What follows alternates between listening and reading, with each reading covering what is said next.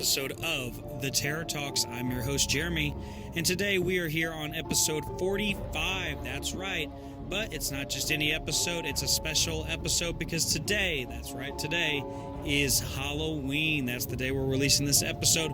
So for all of you fun-loving Halloween folks out there, happy Halloween. We are so excited to be able to release episodes to y'all today. We are actually traveling, as you may hear on the audio here. We're traveling down to Orlando for Halloween Horror Nights. We're going for the very last time this season, so we're going for their closing evening. But this episode is not about that. There will be an episode where we cover the entire event very soon, so be on the lookout for that. This episode is about Netherworld Haunted House, located in Stone Mountain, Georgia. This is a tradition for us. Every year we visit Netherworld, and I don't think we have missed a year yet. We might have missed one here or there. Actually, I really don't think we have, though. We've been every year. We've been very consistent with it. We love this haunted house. It's always a lot of fun for us because it is just so impressive. The production value that you get at Netherworld is so amazing, and it's definitely worth the drive that we take. We drive 2 hours just to be there for that haunted house, so it is well worth the drive. It is something that we absolutely love getting to experience each and every year. So we're not going to waste any time. We're going to dive right into all the ins and outs of Netherworld Haunted House. So on September 24th, Netherworld Haunted House opened their gates to unsuspecting victims for the 2021 haunt season.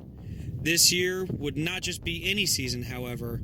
This would be Netherworld's 25th season in operation. That's right, this year is their 25th anniversary of scaring the living crap out of people. With this special 21 season, they came with 2 unique haunts for it. The first being Rise of the Netherspawn, and the second being Return to Planet X in 3D. So let's talk about Rise of the Netherspawn. An ancient sorcerer releases an army of horrific nightmares led by the twins Fear and Terror as a colossal storm of shadows engulfs the world to conceal the rise of the Netherspawn. So what a cool haunted house. And then we've got Return to Planet X in 3D. You must put on special extra-dimensional viewing glasses to enter the box, a secret facility where an experiment gone wrong has blasted bizarrely colorful mutagenic radiation over the entire complex. Your mission is to evade the weird mind-melting creatures that have crawled through rips in the fabric of reality itself and make them return to Planet X in 3D. So both of these haunted houses are all new for this year, and they were both very impressive to get to go through. So we're just going to break them down. As many of you know, this year we're breaking down each of the haunts into 6 categories. They are sets, costume, makeup, and special effects, technical effects, scares, pacing, and actors and team. With each of these categories, we rate them on a scale of 1 to 5 screams, and then we take the overall average of all 6 of them to give you our overall rating for the haunted attraction. So because this particular attraction has 2 separate haunts, we will be rating each of them individually, putting them together, and then getting the average of each individual category to figure out the overall rating. So let's just dive right in to Netherworld Haunted House. So when you first arrive at Netherworld, you are really quite impressed, to be quite honest, because this is a huge facility. So in years past, it has been in different locations. It's been at a different warehouse, and I believe it was somewhere before that. This haunted house has always been one that manages to impress when you arrive. So this year was certainly no exception to that rule, and it's just amazing. It's so incredibly amazing when you arrive there. They've got this giant warehouse that houses both haunts, and not only that, they've got this awesome midway. They've got escape rooms. They've got laser tag. they've got everything. And so you know you're in for a fun time because you arrive, you see they've got all of the fences set up, which are basically to corral the people. So they've got the line set up with a big screen on the wall and these different inflatable creatures and whatnot all out there, animatronics and such, all sorts of decoration. It really is almost like a haunted wonderland because there's so much to explore, so much to take a look at. So you go through the line, you get inside the building, and luckily for us, we were there like right when it opened, so we didn't have to wait too terribly long. But you go from one line into basically another line. Well, inside they take your picture and whatnot, and you have the opportunity to view and purchase that picture at the end of your visit at Netherworld. But once you get done with that, you enter the final waiting area, which is the really themed out one. And it's almost like this big medieval sort of chamber. There's lanterns hanging from the ceiling. There's all these runes that have mystic symbols on them. There is this big creature up on the wall that, like, he's animatronic, he's moving around and such, and it's just such a beautiful start to the haunted house because you don't know what quite is going to lie in store for you once you enter the gates of the Netherworld, so to speak. So you know that there's something in store for you, you're just not really sure what that something is. And so the anticipation is building. Everybody's, asking questions like, what is this going to be? Is this going to be scary? What can we expect? We got asked by people, is it scary? What should we do? How should we feel about this? How should we overcome the fear? And different questions like that. We got all sorts of questions, and we're just like, just enjoy it, because that's the best thing you can do. Just enjoy the haunt because it is one of the best ones that you'll ever go through. And it's true. I will say, I'm going to go ahead and put this in the initial thoughts section. In terms of masks and whatnot. So this is one of the few haunted houses that specifically mentions any COVID precautions, so to speak. And they do not require masks, but they do highly encourage them inside the haunt. And I believe the reason for this is because the ceilings are so high and they have really good ventilation and all this other really good things about the haunt in general. But they still do encourage that you wear them, but they are optional.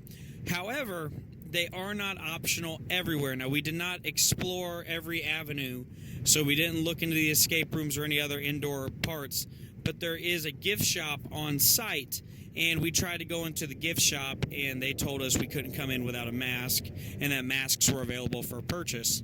I do have a little bit of a problem with that just because I feel like the gift shop room is just as high as the haunted house ceilings, I believe. And so I feel like if I don't have to wear a mask in the haunted house, like if it's optional there, it should be optional inside the gift shop as well. Now, that being said, I'm not saying like, any political stance or anything like that on the mask. I'm not saying anti-mask or for mask or anti-vax or anything like that. I don't want to get into that. I don't even want that label on the channel. But I feel like if they're going to implement a set of instructions regarding the masks, it should either be, either all across the board, it's optional, or all across the board, it's required. One of the two. It shouldn't be in certain different places. You can... it just makes no sense because then you've got people like me. I came in, didn't have my mask on me, and then I want to go inside the gift shop, and they're like, oh, well, you need to have a mask. And I'm just like, well, I don't have my mask. And it's like, oh, well, you can spend more money and buy one. And it's like, why would I buy a mask just for that one little thing? And I mean, obviously, it's not just for that one little thing in the grand scheme of things because now we need them everywhere. But still, it does seem a little just irritating that they wouldn't mention in some form that, hey, if you want to go in the gift shop, like if they'd mentioned that before you got there, that not everywhere is like this. So I just think that they need to be the same all across the board, and that was a little irritating just because we didn't have our masks on us, and so we didn't get to go in the gift shop and look at any 25th anniversary merch, unfortunately. But let's start talking about the haunt and the inner workings of it. Let's just dive right in. So for the sets at Netherworld Haunted House, we're giving them a 5 out of 5 screams. The sets in this place are phenomenal. There is not a single sliver of detail that is missed. There is nothing that is even remotely boring or sad about this place, because you enter the first haunt and you've got these tall, like, giant building facades. Like, you actually feel like you're entering into this town of sorts. And it's so incredible because the immense amount of detail that is done to create that sort of illusion is just next to none. It cannot be replicated by anybody else. It's incredible. And as you walk through, you know, all the different sets, you actually feel like you're entering these different buildings of this town of Weisberg, I believe is what they call it. That's their fictional town they've created. But there's so much to see. There's so many little things as you walk through. If you look at them, you will notice these things. And it's like, a lot of stuff is recurring from years past. And, you know, I do wish there were ways they could change things up a little bit and show us maybe a location we haven't seen before. But, I mean, I guess it's kind of that old saying, if it ain't broke, don't fix it. And it's definitely not broke. But you see all sorts of different locations. And so, having been through the haunt before, this time I was able to walk a little slower. I was at the front of my group and really look at all the different details of where we were entering, what building we were going into, that sort of thing. And so that was really neat to be able to take that opportunity and just take it all in, really accept it for what it was, which is a really awesome haunted house. And the detail work in there is amazing. And by the way, we're giving the sets in the main haunt 5 out of 5 and the secondary haunt 5 out of 5 because it's just all across the board 5 out of 5 screams for those sets. They really were incredible. Inside of the Return to Planet X haunted house, you know, you felt like you were in some sort of military lab and there was all this slime and creepy goo on things, and they had all the paint. And I understand the purpose of the paint is for the 3D illusion, but it just looked so cool. And the things they did with the set in there that blended with the technological sort of effect of the 3D was like really, really, really, really good. And things worked so well. You actually felt really immersed in that haunt, and I thought it was really done just so fabulously well. So 5 out of 5 for sets. For costumes and makeup, we are going to give them a 4 out of 5 for both haunts. And the reason I'm doing that, there wasn't a whole lot of costumes to see, really. So a lot of and we'll kind of talk about this when we get to the scares, a lot of things in Netherworld are technological. They are animatronics and machinery, so there's not a whole lot of actors in here. And because of that, we don't really have a whole lot to judge in terms of the costumes and the makeup, because we really didn't see that many. Now, however, the reason that we'd still give them a 4 out of 5 is because the ones that we did see were actually very impressive. However, a lot of those were out in the midway, and we've experienced that before, where there's a lot more out in the midway than there are inside the actual attraction itself. There was a lot of monsters running around the midway who had their makeup and like looked really good. Their costumes really cool. And I will say, the people that were costumed and makeuped in here were done really, really well. Detail work was done very nice. The costumes were immaculate, very well detailed. But unfortunately, because there just wasn't a whole lot of them, that's why, you know, we can't give them this astounding 5 out of 5 like we would typically do. But what we did see was very well detailed, very well done. I would just like to see more. So, costumes and makeup, they're getting a 4 out of 5. For technical effects, so both haunts, in my opinion, score a 5 out of 5 on technical effects. So that's a grand total of 5 out of 5 for tech effects on both. So both haunts really rely on a lot of technical things. So there's moving set pieces, there's things falling, there's drawers opening, there's people flying overhead, there's fog being used in different ways, lasers being used, sound systems, any type of use of technology in a haunted house. This place has got it, and they use it very, very well, in my opinion. I think they do a really good job with implementing these different methods of technology to create this ambiance. So really, one of the ways they describe Netherworld is you're entering a theatrical performance. And this is very, very true. And I do agree with that exact statement, because you really are, in a way, entering a theatrical performance, because everything is done to sort of like a Broadway stage caliber. The stage lightings are all focused in certain ways that you would typically only see those in really fancy high class level productions, but in this case you're seeing them done in a haunted house, and I think that's really, really neat to see that. So that's awesome to me that we get to experience that and see how they create this very unique ambiance. I'm all for that. I think that's really incredible, and I think they do a really good job with that.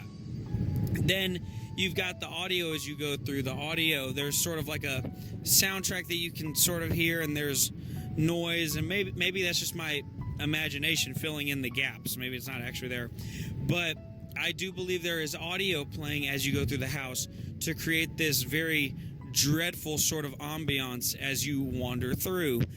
And it's done remarkably well. It's done so beautifully well to really create an awesome environment, and you feel like you have stepped foot into the story they are trying to tell. When you get into the Return to Planet X haunt, you feel like you are actually in this military base where something has gone wrong, where something is afoot. You know, it's really awesome. They do a really good job with it.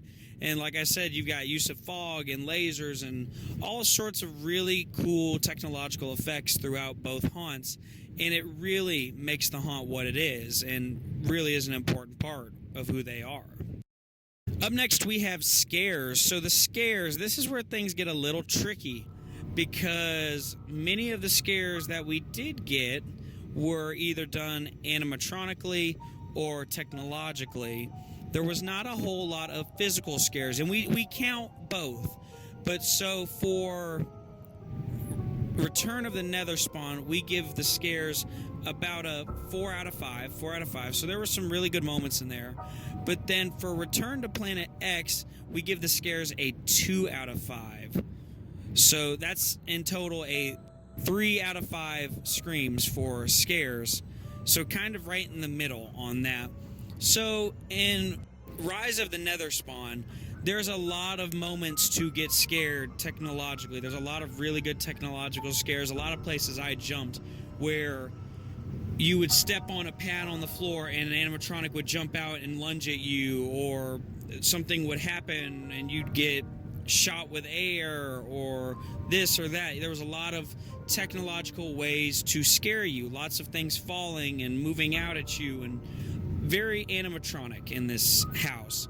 But then there was a lot of actual practical scares too. Actual humans sort of coming out, and they've got the little maraca shaker sort of thing, and they would shake it and scare the crap out of you, and you know, that was it. But you still got scared. This house actually had us jump several times. At one point we came across an actor, and I hope he gets a chance to hear this, because I was actually like really impressed by him. He sort of like did some really subtle movements, and I looked at him and I said, is that an animatronic or a real person? And I sort of looked at him, I said, is that a real person? And he slowly shakes his head no, like he's an animatronic, because he was actually one of the things that scared me and intrigued me too. And so I was like, that is a real person. How about that? And I thought that was so awesome that he did that he was sort of playing like he was an animatronic. I thought that was a really neat effect that he was able to do, and I was really impressed by that. So there was a lot of good scares in the main haunt. And then we got over to the secondary haunt, which was Return to Planet X in 3D. And there just weren't as many scares, period. There wasn't a whole lot of technical scares. There wasn't a whole lot of animatronic scares.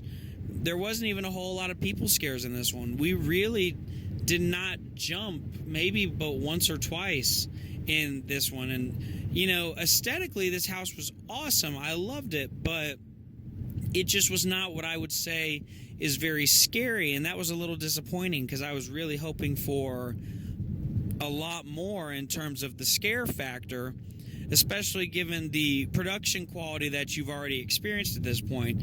So it was a little disappointing to get in there and not even really get one or two scares and just sort of, you know, get a subpar performance in my opinion. And my brother sort of felt the same way. But I mean, don't get me wrong, I thought the second haunt was still aesthetically very pleasing and very awesome. It could have been a little scarier in my opinion. So scares get a 3 out of 5. Up next we have the pacing. So the pacing of this haunted house, it's kind of dependent on, I guess, when you go, really. Like, that's sort of what it boils down to, is who is going there and how are the crowds moving through. Because for us, the pacing wasn't too bad, actually. In fact, this was probably the best pacing I've had going through that particular haunt. Because usually I go through that one and each group is stacked one on top of the other and nobody's really getting a unique experience anymore. And so that's typically the way it goes.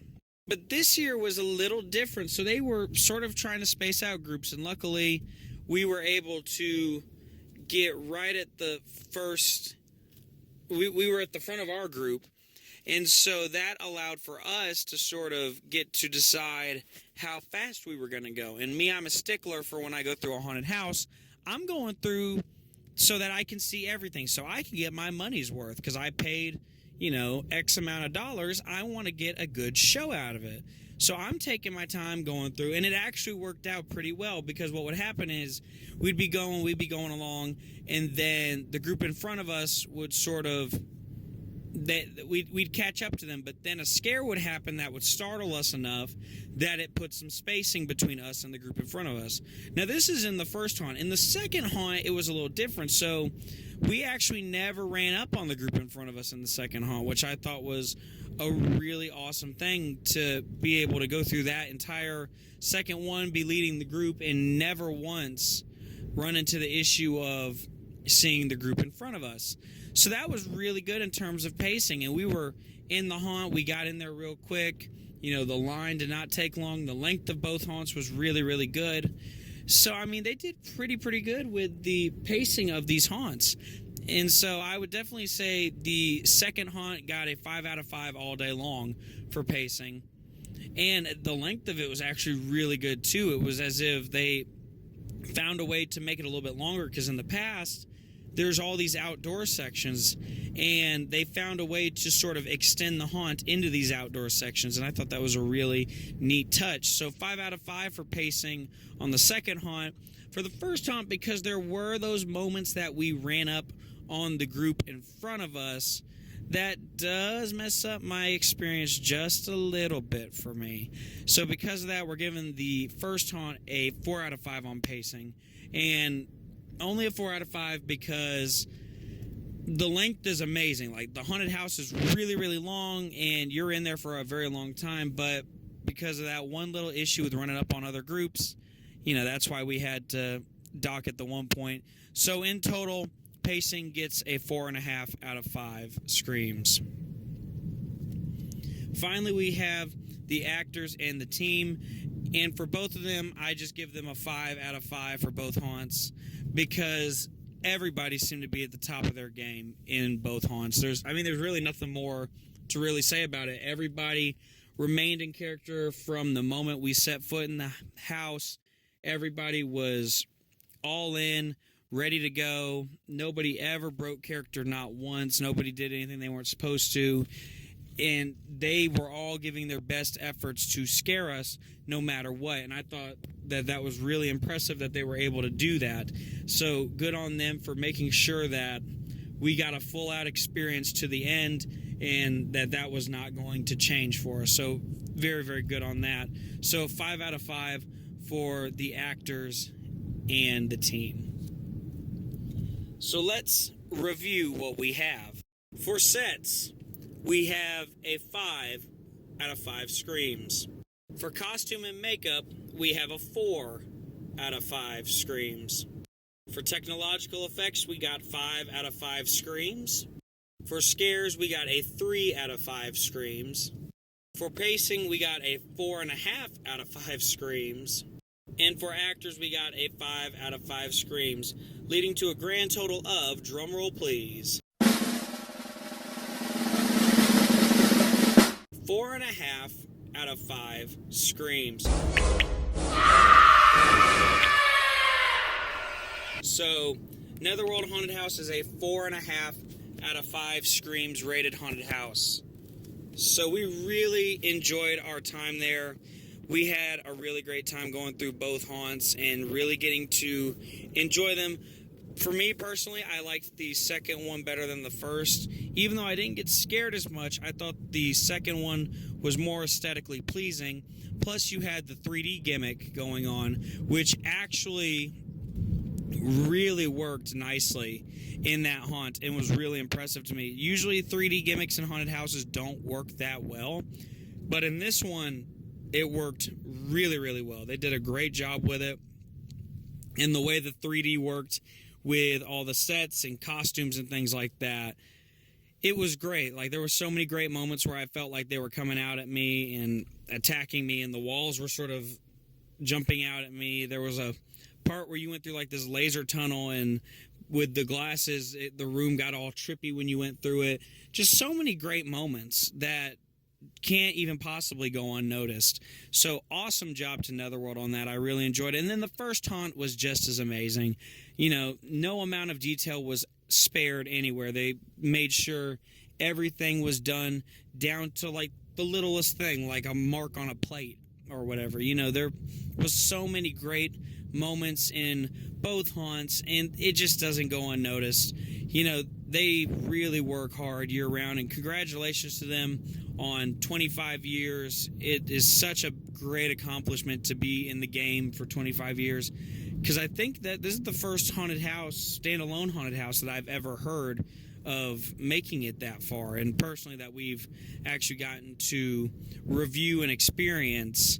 This is the first one we've gotten to visit that's been in the game that long. So congratulations on 25 years. Congratulations on a 4.5 out of 5 screams rating from us. You know, yes, we're a little nitpicky about certain things, and, you know, that's just how we are. We have an eye for detail, and we know what we like, what we don't like, what we want to see, that sort of thing. So we do get nitpicky, but it all comes from a place of wanting to make these haunted houses the best they can be, giving the tips and critiques to hopefully see the haunted houses change in the future and get a little bit better with each year. So if you want to buy tickets to Netherworld Haunted House, we're going to tell you how to do that right now. So if you want to buy tickets to this year's Netherworld attractions, you can purchase them at the door, or you can purchase them online ahead of time. The attraction is going to be open from now until November 13th. So you still have some time after today, Halloween, to go see it. It'll be open November 5th through the 7th and November 12th through the 13th. The hours of operation are 7 p.m. to 10:30 p.m. Mondays through Thursdays, 7 p.m. to 12 a.m. on Fridays and Saturdays in October, and 7 p.m. to 11 p.m. Sundays in all September and November dates. So those are your dates and times. All tickets sold in 2021 are time and date specific and reserved in half-hour entry windows. Please arrive during the time slot listed on your ticket. Each ticket is only valid on the date listed. All tickets include admission into both Rise of the Netherspawn and Return to Planet X in 3D. Online general admission time ticket entries are priced from $25 to $35 plus service fees and applicable state sales tax. We strongly recommend you buy tickets online and in advance to guarantee your entry. Walk-up general admission timed entry tickets at the box office are priced from $30 to $40, including all applicable sales tax. So really, it is a little bit better to go online ahead of time because you just get to bypass waiting in line at the box office. So I highly recommend you do that. They also offer a speed pass timed entry. With a timed speed pass, you will skip the queue line almost entirely and be expedited into the house. There may be a short wait time for speed pass holders at times. At other times, entry may be almost immediately. This will depend on how many other speed pass holders arrive at about the same time. That being said, there are very limited numbers of speed passes available for each time slot. Online speed pass timed entry tickets are priced from $50 to $60 plus service fees and applicable state tax. Walk-up speed passes are $55 to $65, including applicable sales tax. So be sure to go and buy your tickets now. And a slight disclaimer from Netherworld, and we do want to include this because they have been really mentioning this all season long, so it's very important that I feel we mention it as well. Make sure if you buy your tickets, you know who you're buying them from. You buy them from Netherworld. Do not buy them from any secondary purchasers or anything like that, because these tickets have been voided out, can be faked, all sorts of issues can be ran into by doing that, and we don't want anybody to have to go through that issue. That's a horrible thing to have to encounter, especially when you're just trying to have some fun and get scared. So if you can, only purchase through Netherworld. That is your best bet. Don't go to some peddler in a back alleyway. You know, this isn't Child's Play. You don't want to get a doll in an alleyway like Chucky, and or gets, I guess in this case it'd be get a ticket like Chucky, and it's a killer ticket. It'll try to kill you. I don't know. Fun joke. Who knows? But just make sure that you do purchase your tickets from Netherworld Haunted House. It's pretty much imperative. You don't want to run into any issues with that. I will say that everybody there is very good about taking care of you. Last year we ran into a little issue with some tickets that we had purchased, and what had ended up happening was a friend of mine didn't want to go on a specific night, and I went and talked to one of the workers and was like, hey, I've got this extra ticket. Is there any way I can come back and use it again? And they said, absolutely, come back, tomorrow, and you can use it tomorrow. And so I was like, all right, word. And when I got there, there were some issues with that, and they told me where to go, and so I went up to that particular office and we talked for a minute, and eventually things were solved and we were able to get everything resolved. They were saying, yes, we'll honor the ticket, and they were very good about making that happen. So they're very good. They want everybody to have a good time here, and so be sure to go check them out. And one final word of caution: make sure that if you buy your ticket to Netherworld that you plan on going through, because as is the case with most haunted houses, there are no refunds or returns, and this includes unused and or expired tickets, no refunds or service fees. So you buy it, that's it, you will not get your money back. So make sure that if you go, you are going to buy it.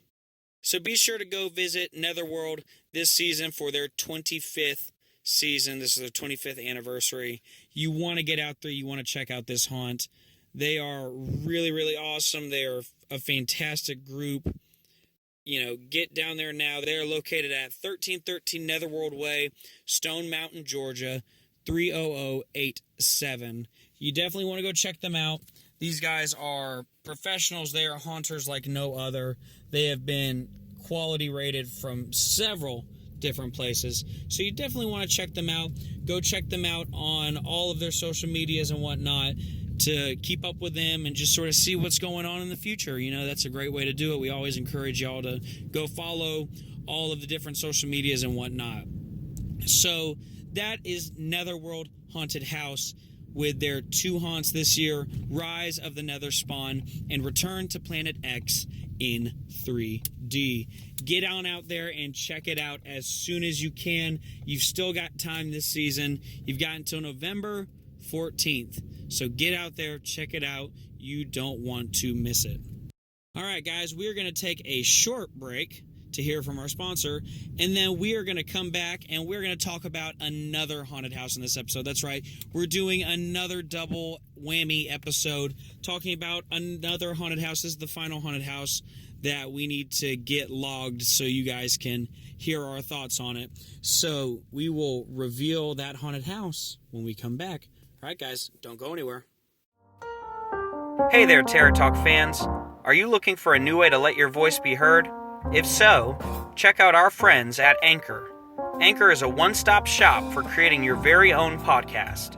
They offer editing tools to create your podcast, which include your audio, listener audio, unique transitions, and custom advertisements. In addition, they'll also help you distribute your podcast to other listener sources, such as Spotify, Apple Podcasts, and many others. With this unique app, you also have the chance to get paid for your podcast by simply placing ads for various sponsors in your videos. Best part of it all? It is 100% free. Anchor does all the work for you and makes podcasting as simple as turning on a light. Download the free Anchor app or go to anchor.fm to get started. That's ANCHOR.FM. Whether you're new to podcasting, doing it as a hobby, or hosting a professional show, Anchor is the place for you.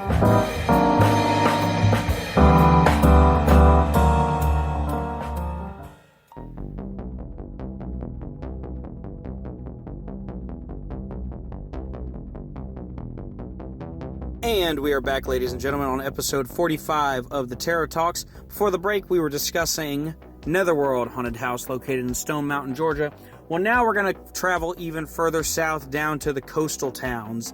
And we're going to be going to Jacksonville, Florida to talk about 13th Floor Haunted House. So we're not going to waste any time. Let's just dive right in. On September 11th of 2021, 13th Floor Haunted House opened their doors to their first unsuspecting victims for the 2021 haunt season. This season would boast 3 attractions for their haunt, entitled Dead in the Water, Bad Blood, and The Doll Maker. Echoes from the golden age of riverboats float within the waterlogged woodwork of the once glorious vessel. The ancient feud between vampires and werewolves rages within the shadows of today's city streets. The scary house at the end of the street sits abandoned with the passing of its owner, the Doll Maker. Alright guys, so let's talk about it. So, this haunted house was really a fun one to go to, even though on our visit we had a very interesting occurrence that's never happened before. But, you know, it was interesting, I guess, to kind of see how this sort of situation would be handled. And we'll talk about that in a little bit. In fact, we'll talk about that towards the end of the episode. So keep listening and you'll hear exactly what we mean by that. So we're going to talk about the haunt right now. So as you know, each of the haunts we've been talking about, we've broken them down into 6 categories and we've rated them. So typically with haunted houses that have 3 attractions, we divide them into 3 categories for each category and then get the rating that way. Well, because these haunted houses are literally one after the other, like they're all connected as if they are one haunt. There is no break. We're sort of rating them as just one haunted house. And I think that's a fair thing to do just because it all does feel like you're just continuously going. There is no break. It doesn't ever really feel like you are leaving one haunted house and entering another one. It's not like ones we've gone to where there is a definite separation of the attraction. So this is just going to be rated as one thing. And we might reference specific themes like the Doll Maker and Bad Blood and Dead in the Water. You know, we might reference them at different moments, but we're not going to do it right now. So let's just dive right in. So when you arrive at 13th floor, you know, you see this big building that says 13th floor, and that's pretty much all you see. You see a parking lot filled with cars, but nothing much beyond that. And so all the real fun is what lies inside. You got to get inside to see all the really cool stuff. Now, there's a couple actors sort of roaming about, and that's a neat thing that they've got going on. But here's the kicker. You cannot go on property without having the ticket already and without having that time ticket. So you can't even get on property at this location without that ticket.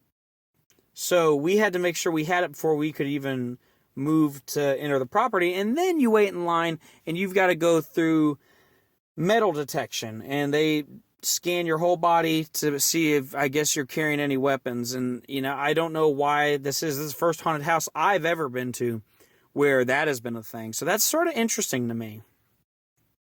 But, it is what it is. What can you do? But then once you get inside, once you get past all of the formalities, then you enter another world. And so the reason we partnered 13th Floor and Netherworld together on this episode, one was because we needed to get 2 haunted house reviews out quick as possible. But the second reason being because, in my opinion, 13th Floor is the equivalent of Netherworld in terms of production value. It is basically the Netherworld of Florida, if you will. So that's why we thought this would be a fitting sort of combo to put the two together on an episode.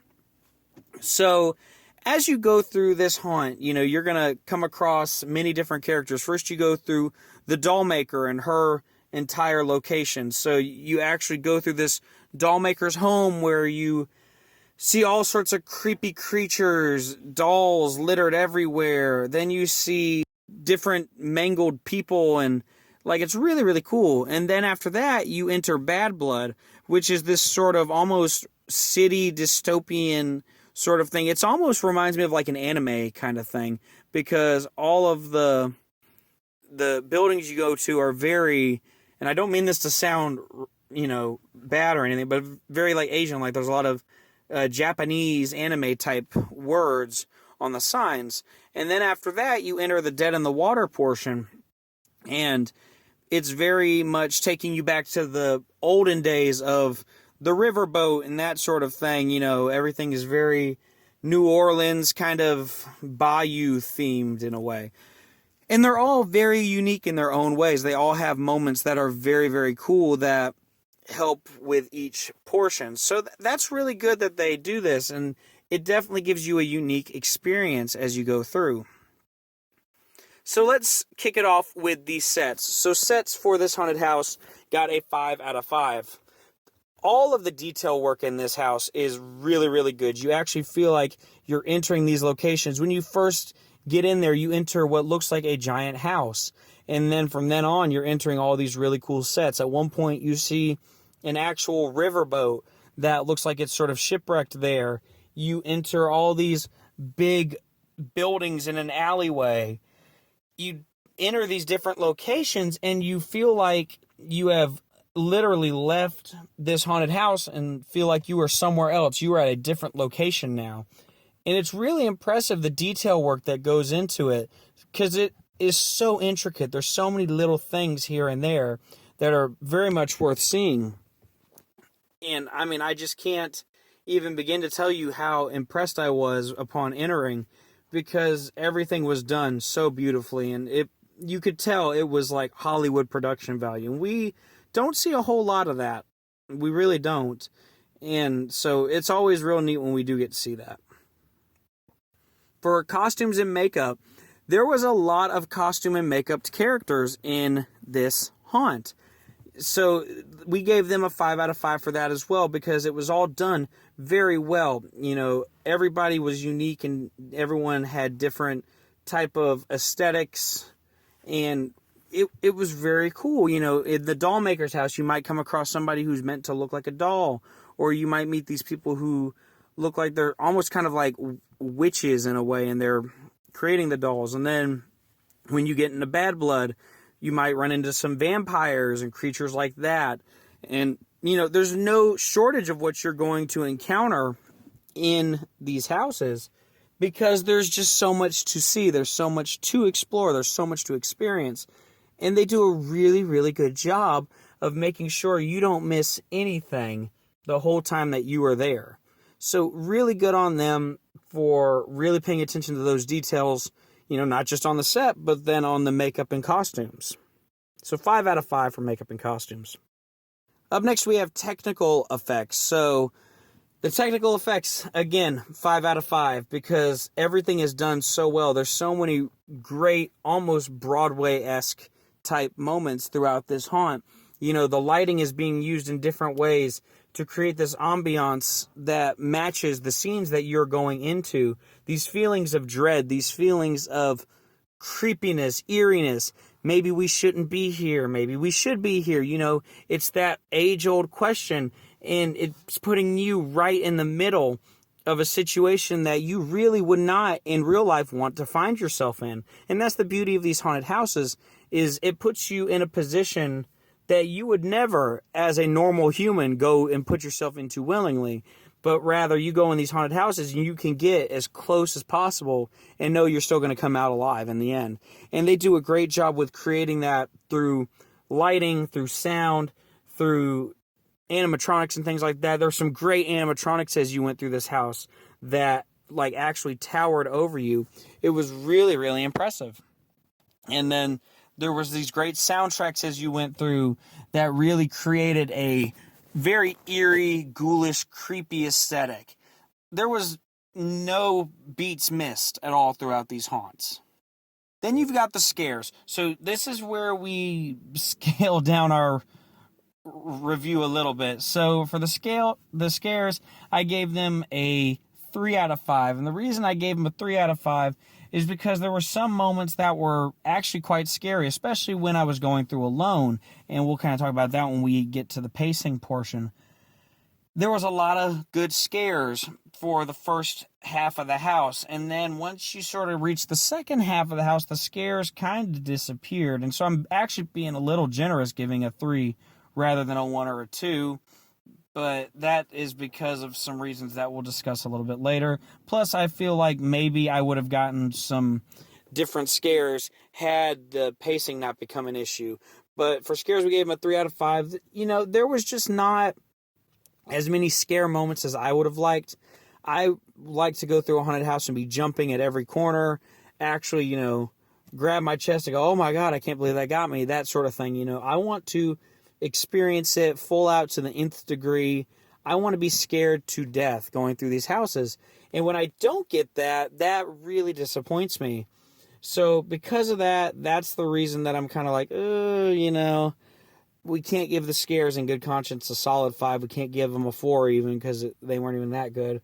But I'm not going to give them a 2 either, because if for whatever reason, the reason the scares were the way they were because of a pacing issue, then that's not entirely their fault, but at the same time kind of is. There should be some things that are done to fix those issues. So unfortunately, scares get a 3 out of 5. Screams. Up next, we have the pacing. So the pacing of the haunted house, that's always a very important thing to us. And in the terms of this haunted house, the pacing, I have to give it a 2 out of 5. I'm giving it a 2 instead of a 1 because although the pacing and the way that we ran up on other groups was horrible, the length of this haunt was very, very well worth the pennies spent. So good on them for at least giving you a very long experience. The reason that pacing is so low on here is because we ended up going through this haunt twice, and we'll explain why in a little bit. Both times I went through alone, started off alone, and in no time at all, I ran up on the group in front of me, even though I was walking very, very slow.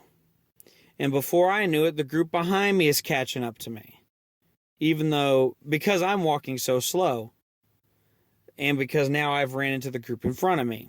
And so I start going slower so as not to run into this group even more. Pretty soon, we're leading a giant conga line through the house, and by the last room of the house, it is literally a giant conga line going through a portion of it. I was really disappointed to end up in that situation because, like I said, if I pay money, I want to get the full experience, and I feel like if you're going to send me through at the beginning and have me through be alone when I go through. I want to stay alone the whole time. I don't want to catch up with another group or have another group catch up to me. I know sometimes it is hard to facilitate that. It is very difficult, and I get it, but there should be some sort of measures in place throughout the haunt to ensure that if, for whatever reason, that issue does arise, where you're running up on another group, it is something that can be easily mitigated very, very quickly. And this is not the case, unfortunately. I noticed that it did not seem to be the case. And what makes it even more shocking is the fact that there wasn't a lot of people here on this particular night when I was going through. You know, the line to get in was actually super, super short, and I still bought a speed pass to get in quickly, but the line was very short, so there's no reason why everybody has to be rushed in like it's the last chopper out of Vietnam or something. Like, that's what it feels like. It feels like they're rushing us out of here, you know. Arnold Schwarzenegger's over here telling us, get to the chopper, and all that fun stuff. And it's not necessary. You know, we should be able to take our time going through there, and I couldn't even do that. I couldn't even enjoy it because I was running up on other groups. And what baffles me, and so this is actually a little reassuring, there was a reason I ended up talking to the owners of the haunted house later on in the evening, and when they sent me through that second time, they were like, go slow, enjoy it. So even the owners are telling me to go slow. So I don't get it. I don't understand if maybe it's just not understood by the actors, maybe it's just not understood by the people walking through. I'm not really sure as to why my experience is getting messed up because of the pacing, because it just doesn't feel like it should be. So pacing gets a 2 out of 5. Finally, we've got the actors and the team. I'm going to give the actors and team a 5 out of 5 for several reasons. One of them being that all of the ones I encountered were absolutely into their job, very much a part of the show. They were not holding back. They were going all out to scare anybody and everybody. Even when they weren't, necessarily scaring, they were still all about it. All day long, the team, the actors did a very good job. Other reason I'm giving them a 5 out of 5. There was an issue, which we're going to talk about very, very shortly. And we'll talk about it after we give the rating. And with that issue that I experienced, the managers or the owners, I'm not sure if they're managers or owners, whichever one they were, kind of pulled me aside to help deal with the issue, and then were able to save my experience by saying, okay, we're going to send you back through free of charge, and we are going to give you a free photograph. So when you first arrive, they take your photo before you enter the haunt, and usually you would purchase that. They were nice enough to say, we're going to let you have it for free because of everything that happened. And like I said, we're going to talk about that very shortly. So good on them for making right with the issue at hand. So I was very, very pleased about that. So now let's get our score, our overall rating. So for sets, we have 5 out of 5 screams. For makeup and costumes, we've got 5 out of 5 screams. For technical effects, we've got 5 out of 5 screams. For scares, we've got 3 out of 5 screams. For pacing, we've got 2 out of 5 screams. And finally, for actors and team, we've got 5 out of 5 screams, giving us a grand total of, drumroll please, 4 screams, ladies and gentlemen. The 13th floor is a 4-scream haunted house in our book. So I highly recommend you do go visit it as soon as you can. But let's talk for a moment. Let us chat, shall we? So as I've been referencing the whole time we've been talking about this, we had a slight issue that kind of messed up our experience. So we went through and we arrived there. We got in the haunt and we were going through by ourselves. Well, eventually I end up running up on the group in front of me, which prompts me to slow down. So I'm like, okay, they're going slow, so I'm going to go even slower, thinking that I'm not going to get caught by the people behind me. Well, then a group behind me catches up to me, and I explain to them, hey, I'm going slow because of this group in front of me. And they're like, yeah, no, absolutely, we get it. Don't worry about it. And so for a while, I'm still going really, really slow. And then all of a sudden, they mention there's this actor following our group. And I think, okay, that's a little odd. And first thing that goes into my mind, I go into defensive mode and think that they're mad at us because we're going slow. Even though I'm not even part of their group, I'm in my own group. But I think they're mad at us for going slow. And I'm just like, you know what? I don't care. I paid this much money. I'm going as slow as I want because I want the right experience. So, yes, I get a little defensive, and I keep telling those, I said, look, I'm not going faster, and they're going to have to deal with it. And so this went on for a while. We're still behind this other group that's acting absolutely insanely rowdy, and this actor still follows. Eventually, we get to a point of the house where there's this big space, and there's this big riverboat set right in front of us. Well, one of the girls from the group behind me goes and starts running ahead. And so I just start walking and following her because I'm like, well, she's going the right way, so I guess we'll keep going. Well, all of a sudden, I hear behind me, hey, come here. And I walk back down, and we get taken out a side door by 2 managers, and we are met by Jacksonville PD.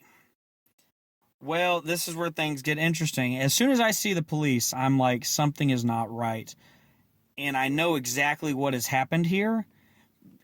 But of course, in my brain, I'm still thinking they're mad at me because I'm going so slow. They're going to throw me out. So here I am thinking it's me and I'm the problem.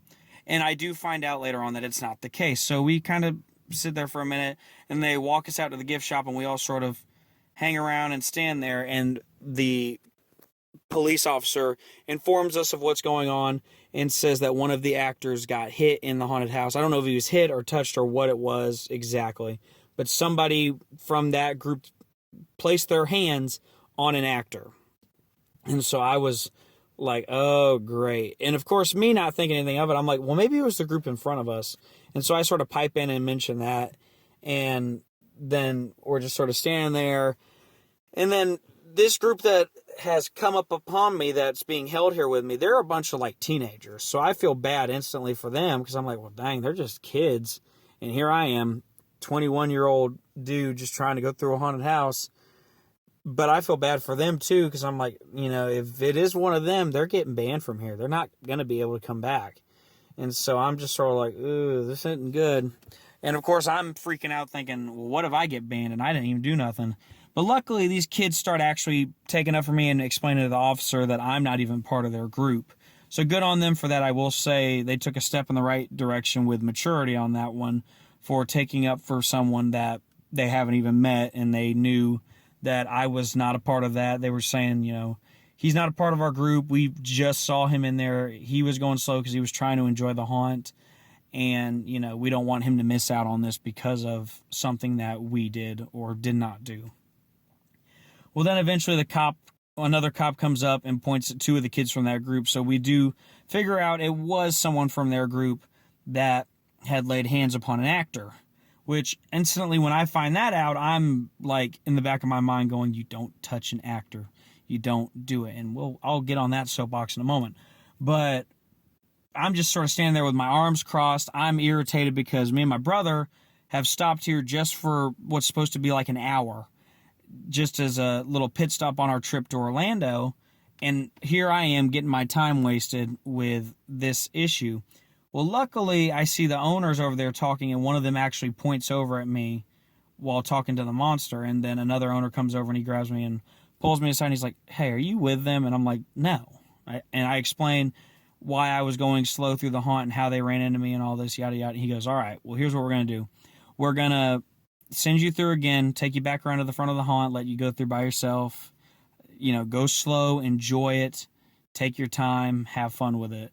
And then at the end of the haunt, come out here and find us. We're going to give you your picture free of charge. So they made up for that whole issue. And, you know, I was very appreciative to them for that. I'm really glad that they stepped up and were willing to help me out, knowing that I had not done anything. And, you know, they asked me if I had seen anything, and I'm like, dude, I didn't see anything, because, like I said, I was in a group in front. So I didn't even know what was going on behind me. I didn't even know why this actor was just mysteriously following behind. So I'm glad that we were able to sort of solve that and get the air cleared for me.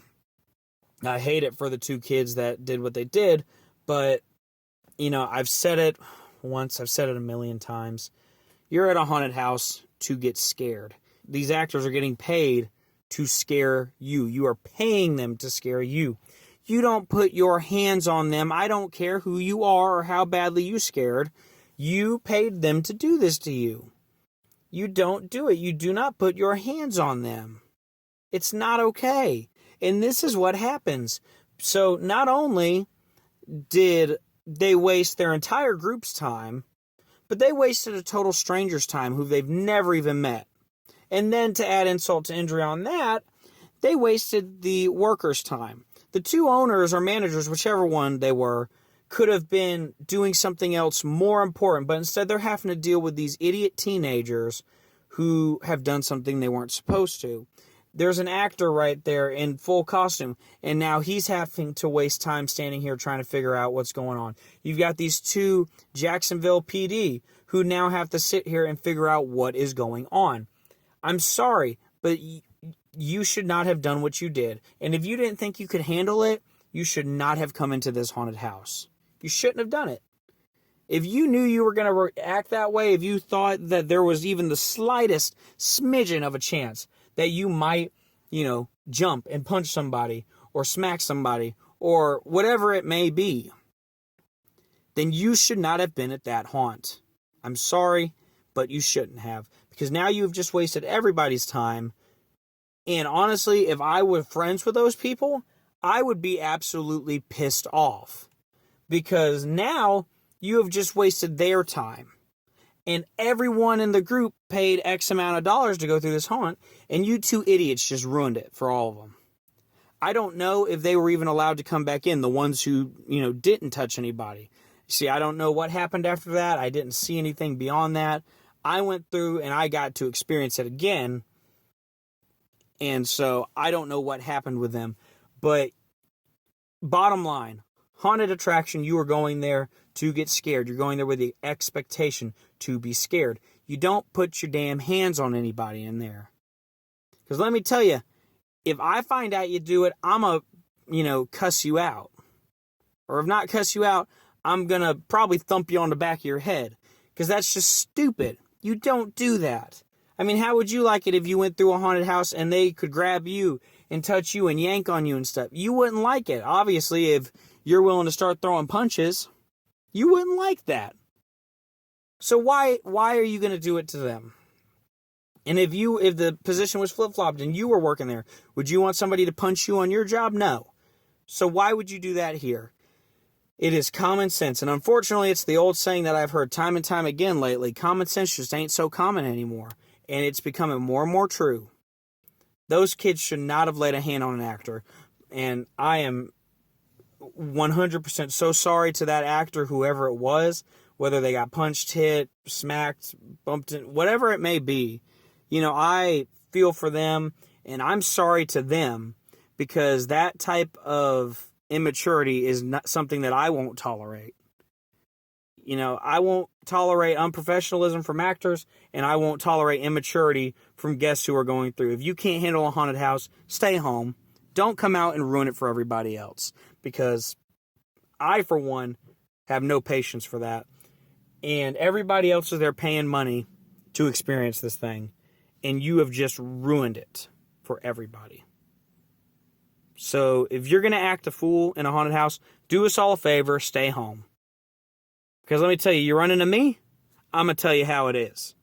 And you don't want to cross me, because I don't let nothing come between me and my haunts. I love my haunted houses, and I support every one of these haunted houses, even the ones who have gotten a 2-1 Scream rating this season. I will still support them to the ends of the earth and defend them. And that's what I told the owners when I ran into them afterwards. They apologized profusely to me. I looked at them, I said, no, you did the right thing. You are protecting your actors. You are protecting your team. So big round of applause to them for going that extra mile to ensure that everything that needed to be taken care of was taken care of, making sure that the problem was removed from the house, having an actor follow behind and keep an eye out on what was going on. Good on them. They did the absolute right thing, and I cannot praise them enough for it, because they deserve every ounce of praise that they can possibly get for that, because they did a good job. They did the absolute best thing that a manager and owner can do for his or her business. So thank you, 13th floor, for making it right for your staff, for looking out for them, for making right by me, for making right and doing your job to the best of your ability, and still giving a great haunt attraction. You did the right thing, and I can't say enough praises to you guys. You did a great job, and you should be proud of yourselves, and I'm very certain that whoever that actor or actress is, she's very grateful and thankful to you as well. But yeah, so that's the 13th floor haunted house. Be sure to go out there and check it out now. There is still time left in the 2021 season, but what I will say is you have Halloween night to go check it out. They'll be open from 6 to 10 p.m. And then you only have 2 other nights, and that's November 5th and 6th from 7 to 10. That's Friday and a Saturday. But these are going to be blackout nights. So the entire haunted house is going to be blacked out. I think you're going to go through with like a glow stick or something. And so that's going to be how you go through the haunted house. So this is actually a unique experience, but I do highly recommend it.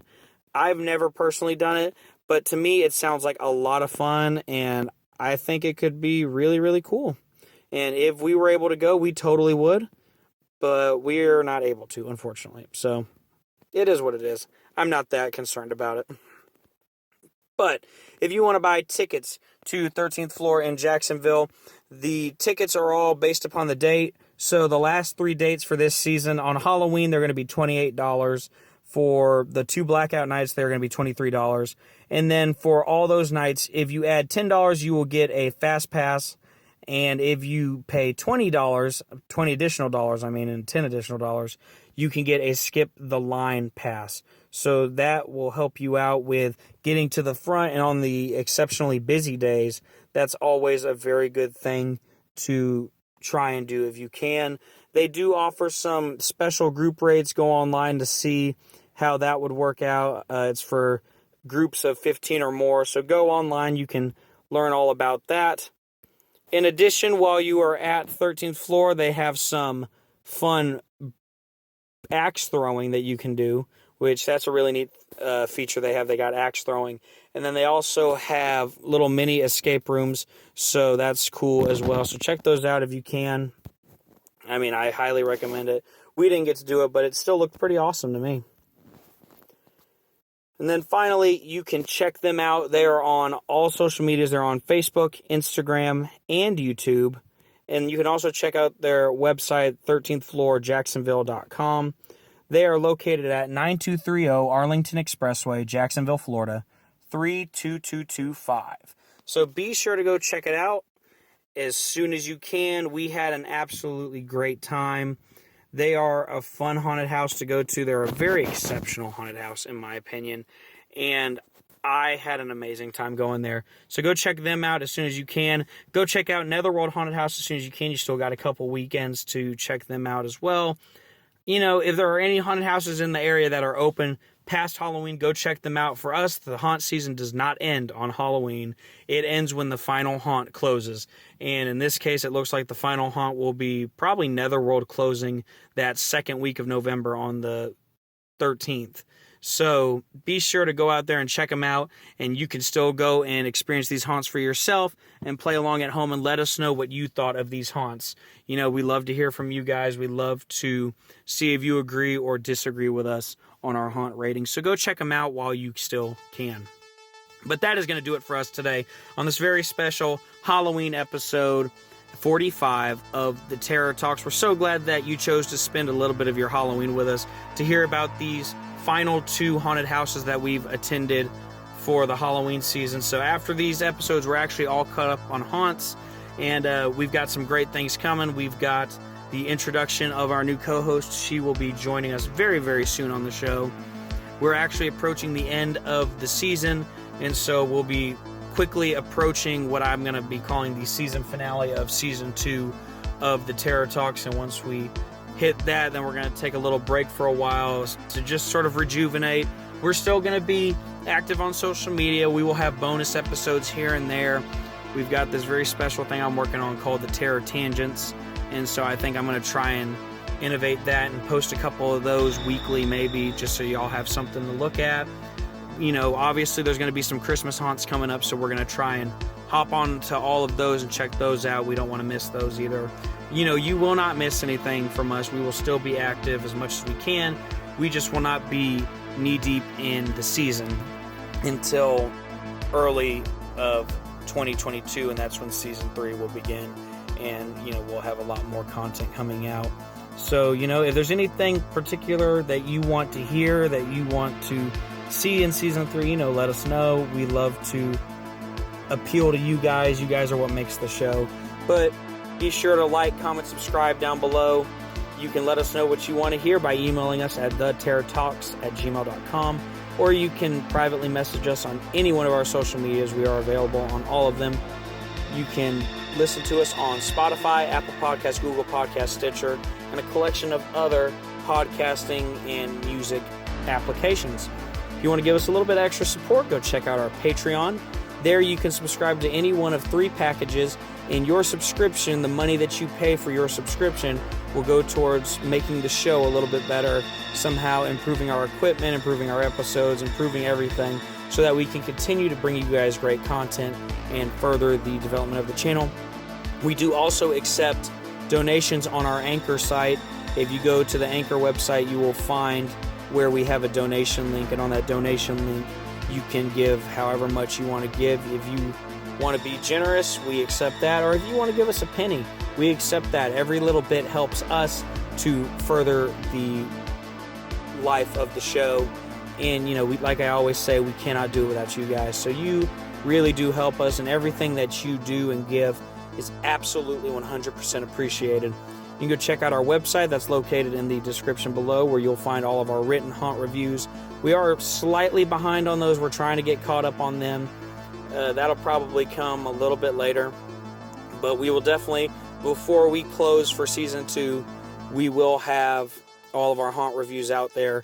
We've still got some great things. We still got to talk about Halloween Horror Nights, and that's going to be a fun episode when we get to that. There's so much fun stuff still ahead for Season 2. Like I said, the haunt season is not over.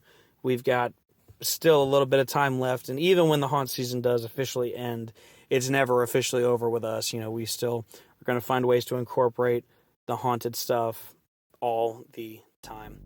Finally, we want to thank you guys for being such an intricate part of the show, for being a vital part of the show. We cannot do what we do without you. You are the lifeline. You keep us going.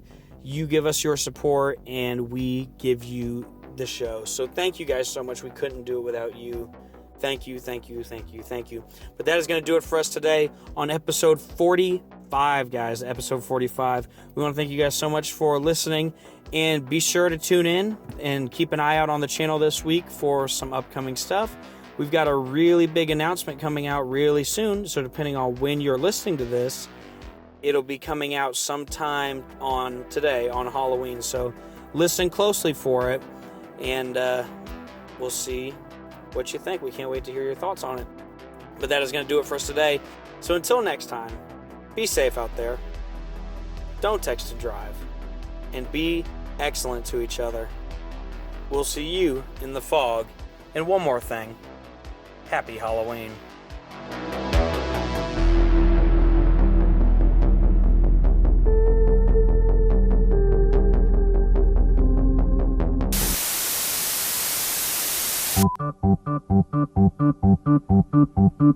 Happy, happy Halloween, Halloween, Halloween. Happy, happy Halloween, silver shamrock. Happy, happy Halloween, Halloween, Halloween. Happy, happy Halloween, silver shamrock. Happy, happy Halloween, Halloween, Halloween. Happy, happy Halloween, silver shamrock. Happy, happy Halloween, Halloween, Halloween. Happy, happy Halloween, silver shamrock.